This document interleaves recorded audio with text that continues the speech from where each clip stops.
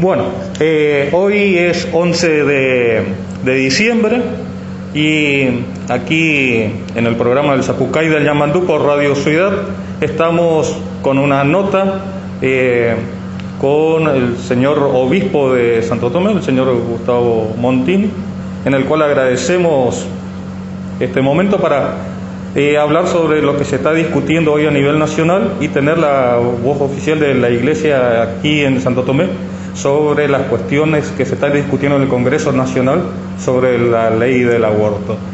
Buenos días. Primero, quiero saludar y agradecer este espacio que nos brinda aquí en el Zapucay del Yamandú, en la radio Ciudad de Santo Tomé.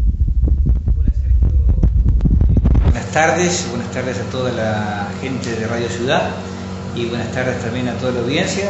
El agradecido soy yo, siempre es una linda oportunidad para encontrarnos, para charlar y siempre agradezco mucho la tarea, el trabajo que hacen los comunicadores sociales, porque es una linda oportunidad también de a través de ellos, a través de ustedes, digamos, poder llegar a muchos y poder tener contacto con muchas personas que son los oyentes, así que te agradezco mucho también en la visita y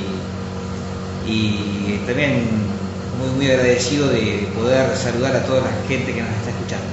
Bueno, muchísimas gracias y hoy se conoció las noticias acerca de la votación en la Cámara de Diputados con respecto a la ley del aborto, en el cual, hubieron de los 7 legisladores correntinos, 6 votaron en contra de este proyecto.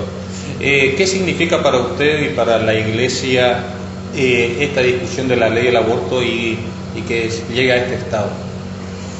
En primer lugar, no te podría hacer un análisis de la votación, porque cuando amanecí todavía estaban los discursos.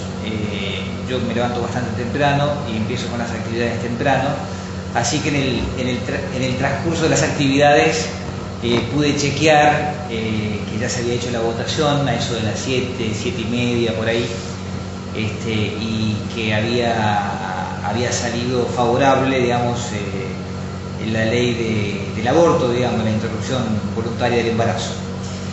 Yo en realidad hice varias entrevistas en este tiempo en relación a este tema y tendría muchas cosas para contarte. La iglesia, no solamente lo hablo por la institución a la cual me toca representar, sino también por convicción personal. La Iglesia siempre tuvo una posición muy clara respecto de lo que hay en el vientre de la madre a partir de la concepción. Esto ha sido una intuición de la Iglesia en todos los tiempos, por más que en un primer momento, en la evolución que la Iglesia va teniendo, se creía que a lo mejor el alma llegaba a la persona a partir de los 3 meses. Esta es un poco la posición de Santo Tomás de Aquino, San Agustín, para decirte, pero siempre tuvo esa intuición de que en realidad la vida humana comenzaba a partir de la concepción, ¿no?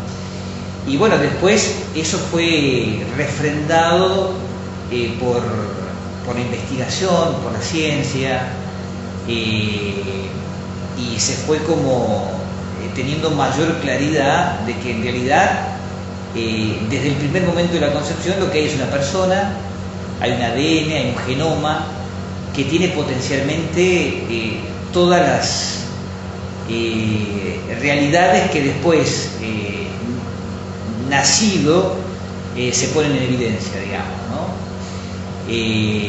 Esto después fue refrendado por el derecho. De hecho, la Constitución Nacional refrenda el derecho a la vida y el nuevo Código Civil y Comercial hace referencia justamente que la persona es persona a partir de la concepción. Esto es un poco la visión, que es la visión de la Iglesia y que compartimos con muchísimos otros ámbitos, que no es una visión fundamentalista ni improvisada, sino que es una es una convicción que está refrendada por la ciencia y que de alguna manera está respaldada por el derecho, digamos, ¿no? Entonces, bueno, nuestra posición ha sido siempre clara, siempre ha sido buscar salvar las dos vidas frente a situaciones que son coyunturales, eventuales. De hecho, en esto la Iglesia, más allá de sus límites y de sus debilidades, ha creado, ha posibilitado que muchísimas personas en situación de vulnerabilidad pudieran tener una acogida, puedan tener un lugar de respaldo y puedan tener un lugar donde puedan realmente encontrar ayuda para llevar adelante su embarazo y finalmente el nacimiento de su criatura, ¿no?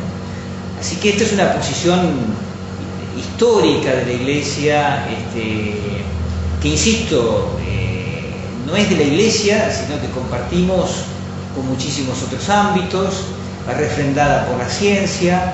De hecho, bueno, usted conoce tanto como yo la cantidad de científicos y médicos que así se lo llaman, ¿no? Pro vida, que justifican y que manifiestan que hay una vida humana a partir de la concepción, y también refrendada por el derecho, digamos, ¿no? Refrendada por el derecho. Así que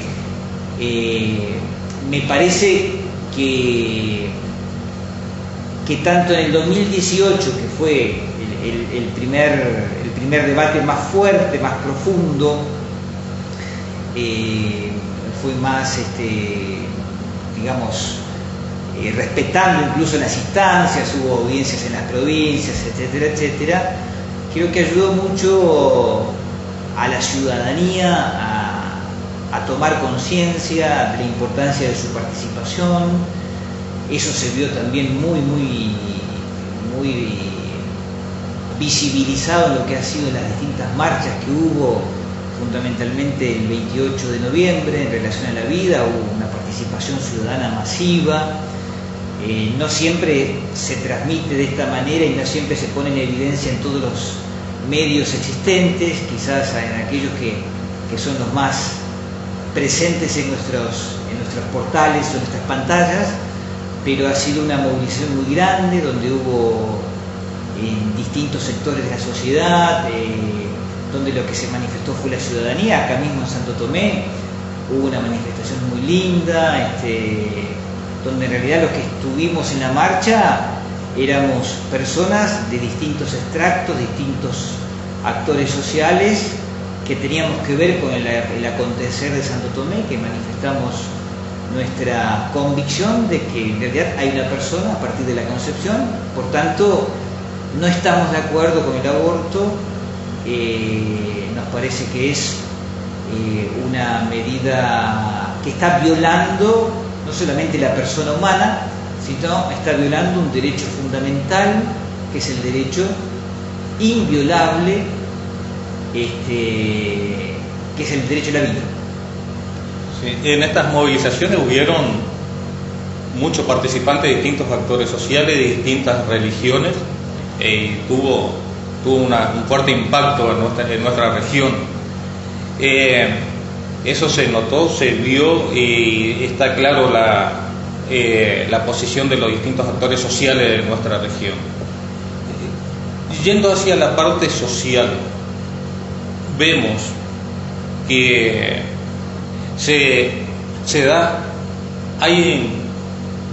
vemos que hay una articulación jurídica y religiosa con respecto a la defensa de la vida, pero el tema de los abortos clandestinos, que tiene su realidad, su ejecución, que se da en distintos ámbitos, y con esas mujeres y esas vidas que se pierden por estos abortos practicados en forma clandestina, generalmente son personas de bajos recursos. ¿Se da estas situaciones solamente en esos sectores sociales o se da también en otros sectores sociales? ¿Y cómo cómo se contiene de la Iglesia esta situación social si se trata de evitar estas acciones. Dos o tres cosas respecto de esto, Sergio. Es un tema muy importante todo lo que es la mortalidad femenina, que requiere políticas. Pero es interesante ver que la principal causa de mortalidad de mujeres en el país, y esto es un dato estadístico, la que lleva a la delantera son los accidentes de tránsito. La segunda son enfermedades que tienen que ver con las enfermedades de gravedad, que también son prevenibles, como los accidentes de tránsito, que son las enfermedades oncológicas y cardiológicas. Después está otra causa importante de muerte de mujer, la violencia doméstica. Después, yo te diría, aparece como una realidad la muerte de mujeres que se practican embarazos en lugares clandestinos. Quiero contextualizar la pregunta tuya porque en realidad me parece que lo que requiere es luchar contra la muerte de la mujer, contra aquello que amenaza la vida de la mujer y que requiere una política pública, una política de Estado, y en la cual las instituciones articulemos para que estemos previniendo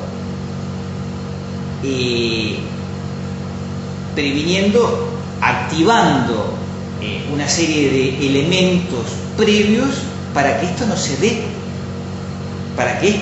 Me parece que aquí está el gran desafío de la política, del Estado y de aquellos que somos los actores, porque lo que se pierde son vidas humanas, tanto en el aborto clandestino, tanto en el accidente de la ruta que está en mal estado o mal señalizada, tanto en las enfermedades cardiológicas que no se accede quizás por deficiencia sanitaria a una prevención, a un tratamiento preventivo de enfermedades que tienen que ver con lo cardiológico y lo mismo con lo oncológico.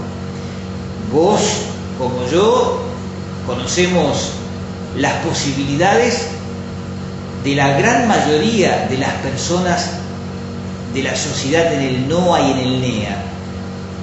Y debemos ser conscientes, y no voy a decir ninguna novedad, que el sistema sanitario en el cual nos encontramos es un sistema sanitario muy vulnerable, que no facilita la prevención de cualquier causa de muerte. Hay que pensar solamente en la cantidad de mujeres que tienen dificultades para llegar a un tratamiento oncológico en nuestros pueblos y en nuestras ciudades. No voy a decir los problemas humanitarios que hubo en la pandemia en nuestra zona respecto de esto. Entonces, ¿cuál es mi reflexión? Es que debemos tener una mirada complexiva de lo que significa la vida de la mujer y la defensa de la vida de la mujer, y no quedarnos solamente con una parte. Ahora, teniendo una visión general de lo que sucede, esto nos obliga a los actores sociales, cada uno de acuerdo a la actividad que tenga y al servicio que realiza en la sociedad, tener políticas activas, positivas, para que se den, justamente para que se prevenga la muerte de la mujer, en cualquiera de los ámbitos que te hago referencia. Si la ruta estuviera mejor arreglada, si la ruta estuviera mejor señalizada, si el camino de tierra estuviera mejor mantenido, se podrían evitar accidentes de tránsito. Si tendríamos un sistema sanitario que facilitara la prevención, con estudios que tienen que ver con lo cardiológico, con lo oncológico, se prevendrían muchísimas muertes también. Entonces, me parece que hay que verlo en su conjunto, y es así como yo entiendo el fenómeno de la muerte de la mujer. De hecho, quizás aquellos que participaron de la fiesta de la Inmaculada Concepción, yo al final porque no quise como mezclar una cosa con otra, hicimos una hermosa caravana el día del 8, que fue maravillosa. Había casi 400 autos, más bicicletas, motos, una manifestación de fe increíble de parte del pueblo santotomeño en relación a la Virgen.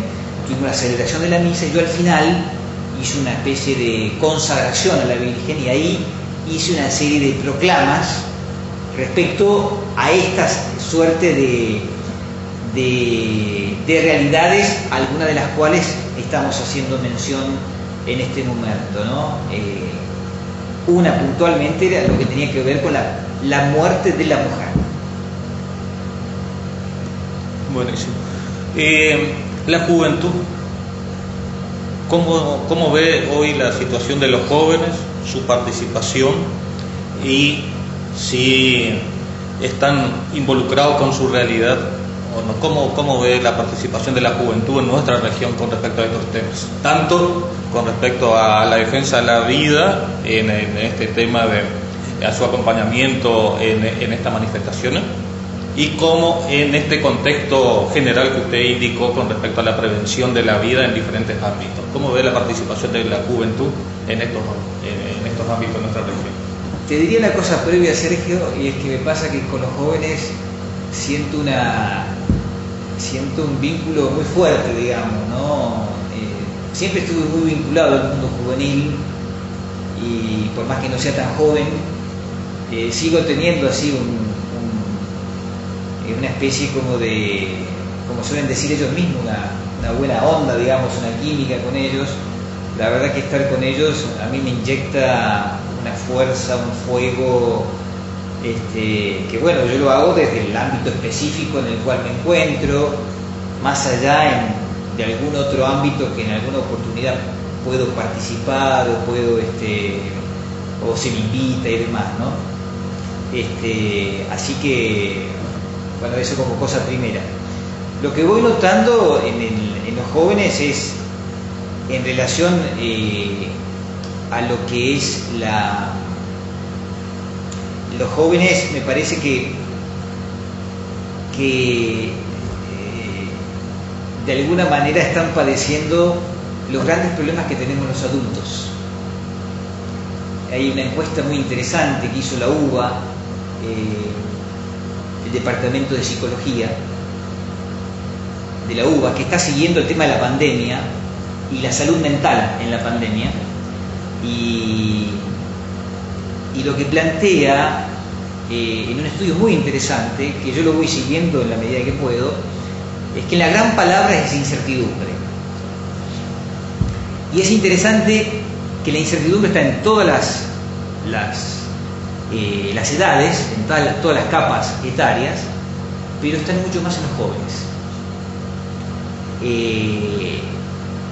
Por muchísimas razones, ¿no? Me parece que pobres, creo que los adultos los estamos de alguna manera metiendo en un callejón muy complejo, digamos, ¿no? Ellos experimentan una gran soledad. De hecho, los pedagogos, ¿cómo hablan de los jóvenes? Hablan de hijos huérfanos de padres vivos. Una gran orfandad, una gran necesidad de adultos que les presten atención, de adultos que los escuchen, de adultos que los orienten. Me impresiona, por ejemplo, en el ámbito más religioso, cómo en algunos lugares, parroquias, parajes, hay abuelas que son referentes de los jóvenes. ¿Pero por qué? Porque en realidad los escuchan, los acogen, los orientan, los quieren lo mejor para ellos. Entonces me parece que acá hay un deber muy grande de parte de la sociedad respecto de los jóvenes, que es, incluso lo hablo desde Santo Tomé también. Santo Tomé se ha tornado una ciudad con una presencia juvenil importante. Incluso con alguna autoridad en algún momento he hablado sobre el tema de lo que le proponemos las instituciones a los jóvenes. Incluso de no quedarnos con la simple de que los jóvenes no vienen porque no participan.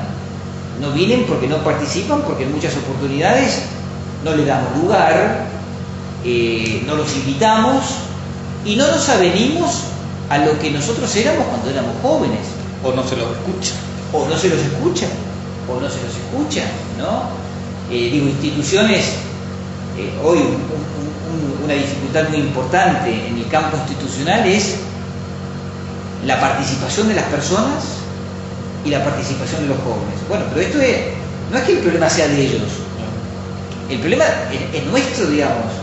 El problema es cómo hacemos para que los jóvenes se sientan como en casa en la propia institución. Y la pregunta que largo a la audiencia, en realidad, Sergio, me la hago en primer lugar a mí mismo como iglesia, digamos, ¿no? Yo veo en ellos, en general, una buena madera. Me pasó que yo no soy oriundo de la zona del NEA, yo vengo de una zona que es la zona más al sur del litoral, la zona de Santa Fe, que ahí la realidad juvenil es un poco diversa. Me encuentro que en el NEA, que hace casi 7 años que estoy acá, en el NEA me encuentro con un ámbito juvenil, con un mundo juvenil muy ávido, de muy buena madera, muy pasible a colaborar, muy pasible a trabajar. De hecho, cuando hubo alguna dificultad, alguna inclemencia del tiempo, los primeros que están son los jóvenes, digamos, ¿no? Y de hecho, en medio de la pandemia, en el caso nuestro, los que llevaban los alimentos y los elementos de higiene a las casas más vulnerables eran los jóvenes. Los que sostienen los comedores nuestros, hay adultos, pero son los jóvenes. Entonces me encuentro que hay un elemento muy interesante para que lo tengamos en cuenta los adultos, para que le demos espacio y para que caminemos junto con ellos. Y los encuentro muy abiertos, muy abiertos incluso a temas como este, al tema de la vida. En la marcha que nosotros hicimos, de 400 personas que había más o menos, yo te tengo que decir que en realidad habrá habido 250 jóvenes. Y 250 jóvenes incluso de los sectores más vulnerables o más vulnerados de la sociedad santotomeña. Así que me parece que estamos frente a una realidad que reclama de nuestra parte una gran atención. Y esto me lo digo en primer lugar a mí, como referente de una institución, que es una institución eclesial, donde tiene mucho para darle a los jóvenes. Además, lo que yo tengo para darle a los jóvenes fundamentalmente es una experiencia de realización, una experiencia de felicidad, una experiencia de plenitud. Eso es lo que tengo para ofrecer, digamos, ¿no? Que es la experiencia de Dios, y es la experiencia que me cautivó a mí. Es decir, yo no estaría acá si yo no hubiera hecho esta experiencia. Es esto lo que yo tengo para ofrecer, y es esto lo que siempre me cuestiona a la hora de generar espacios, canales de comunicación, canales de comunicación para poder hacerles esta propuesta, digamos, ¿no? Pero los encuentro así, Sergio. Bueno, seguramente vamos a tener, la idea es continuar esta serie de diálogos. Ya le agradezco su participación, su buena predisposición para comunicarse con nuestra audiencia de Radio Ciudad, y le pregunto, bueno, hay muchísimas cosas por las que hablar, pero le cedo estos minutos para el último mensaje a nuestra audiencia en el día de hoy. Bueno, Sergio, primero otra vez agradecerte la la deferencia de la visita. También la actitud con la cual haces la entrevista, que es una actitud de apertura, de escucha. Te imaginás que en realidad en mi vida han pasado muchos comunicadores y he tenido distintas experiencias, ¿no? Así que esta actitud de apertura, de escucha, incluso más allá de la visión personal que vos tengas, porque en realidad lo que vos querés conectar es mi persona con la audiencia, digamos, ¿no? Exactamente. Así que yo te agradezco mucho y te agradezco este espacio que me da un poco para saludar a la sociedad santotomeña, a todos los oyentes, posiblemente haya de otros lugares de Santo Tomé, decirles que estoy muy contento de estar acá, hace 4 años que estoy aquí, que estoy como muy esperanzado respecto de lo que ha sido la situación de la pandemia. Parece una cosa contradictoria, porque estamos en un tiempo de mucha incertidumbre y de mucha perplejidad, pero yo creo que, no sé si es mi positivismo, mi ser un hombre fundamentalmente positivo y de esperanza. Yo en realidad deseo de que todo lo que ha sido esta experiencia de la pandemia toque algunos resortes para que nos permita a la sociedad acordarnos de las personas, de los hombres y de todos los hombres, incluso de aquellos que son menos visibles, que se hacen los más esenciales en tiempos de pandemia, que creo que ha sido es una gran lección la pandemia para nosotros, ¿no? Incluso respecto de los temas que estamos conversando, lo que me parece que es muy importante que la ciudadanía se haga cargo del poder que tiene la ciudadanía. El poder que tiene la ciudadanía es un poder de tener los representantes que quiere. Esto es lo más maravilloso que tenemos los humanos, que es la libertad. La libertad a elegir. Por eso es muy importante que usemos nuestra libertad y que no nos dejemos esclavizar por quizás alguna propuesta esclavizante que pueda existir, alguna manipulación que no se nos quiera hacer respecto de entidades, instituciones, de grupos. Tenemos que crecer en libertad, en emancipación. La independencia no se acaba en el 1816. Uno se va haciendo independiente y libre. Y bueno, la ciudadanía tiene el poder del voto, vivimos en democracia, por eso esto nos pone frente a la responsabilidad de los actos democráticos, de conocer a nuestros representantes, a los que vamos a votar, lo que piensan, preguntarles, cuestionarles, saber en realidad sus ideas, conocer su desempeño en los lugares más pequeños como los nuestros, en los lugares donde estamos, su participación generosa en instituciones, para ejercer con mucha responsabilidad nuestra ciudadanía. Creo que lo del aborto, que fue un poco el tema madre con lo cual empezamos a conversar, más allá de cómo siga la votación y cómo se suceda en el Senado, lo que después los senadores determinen y por tanto sea o no sea ley, me parece que ha suscitado una gran, como otras cosas también, ¿no?, un gran despertar de la ciudadanía argentina. Y en esto estoy muy esperanzado. Muchísimas gracias, Monseñor Gustavo Montini, y nos encontramos en una próxima oportunidad. Muchas gracias, Sergio, y saludo a toda la audiencia, muy amable.